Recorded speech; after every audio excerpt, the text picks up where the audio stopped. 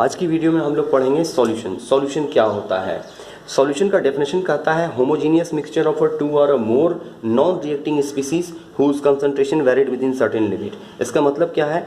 कोई दो substance A and B होना चाहिए जो एक दूसरे में केमिकली नॉन रिएक्टिंग होना चाहिए। अगर आपस में मिल जाता है, कैसा मिल जाता है? होमोजीनियस तरीके से मिल जाता है, तो उसे हम लोग सॉल्यूशन कहते हैं। ओके, सॉल्यूशन क्या होता है? ए प्लस बी दो नॉन रिएक्टिंग स्पीसीज है, आपस में होमोजीनियस समान रूप से मिल जाता है, उसे सॉल्यूशन कहते हैं, जिसका कंसंट्रेशन एक लिमिट के अंदर ही हम चेंज कर सकते हैं, वेरी कर सकते हैं, घटा सकते हैं या बढ़ा सकते हैं। कंसंट्रेशन का टॉपिक हम लोग अलग से पढ़ेंगे। फिलहाल ए प्लस बी दो चीज से मिलकर मेरा एक बना सॉल्यूशन। ये दोनों स्पीसीज कैसा होना चाहिए? नॉन रिएक्टिंग होना चाहिए। अब अगर सॉल्यूशन पढ़ रहे हैं तो सॉल्यूशन का दो कंपोनेंट होता है हमारे पास। सॉल्यूशन जो होता है वो दो चीज़ों से मिलकर बनता है। एक को कहते हैं सॉल्यूट और दूसरे को कहते हैं सॉल्वेंट। ओके, सॉल्यूट और सॉल्वेंट क्या होता है इसे समझने की कोशिश करते हैं। जो component of a solution less quantity में होता है उसे हम लोग सॉल्यूट कहते हैं। कंपोनेंट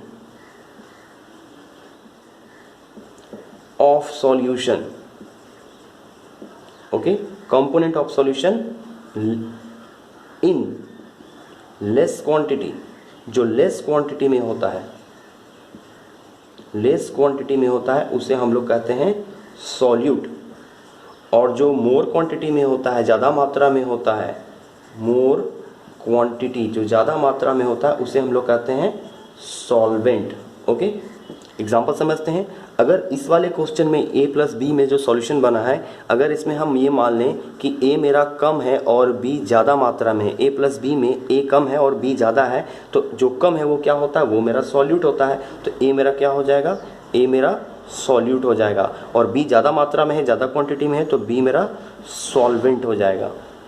ओके, अब हम लोग को सॉल्यूशन का क्लासिफिकेशन पढ़ना। हालांकि सॉल्यूशन का क्लासिफिकेशन बहुत अलग अलग बेसिस पे किया गया है, वो 9th क्लास के पर्पस से अभी सुटेबल नहीं होगा, वो हायर क्लासेस में देखा जाएगा, उसके लिए मैं अलग से वीडियो बनाऊंगा। लेकिन फिलहाल जो 9th क्लास में थोड़ा बहुत चीज़ समझ सकते हैं कि बाइनरी सॉल्यूशन क्या होता है। Depending upon number of component present in A solution, जो सॉल्यूशन होता है वो बाइनरी होता है, टर्सरी होता है, क्वाटर्नरी होता है, इस तरह का डिफरेंट डिफरेंट होता है। इसका मतलब क्या है समझते हैं।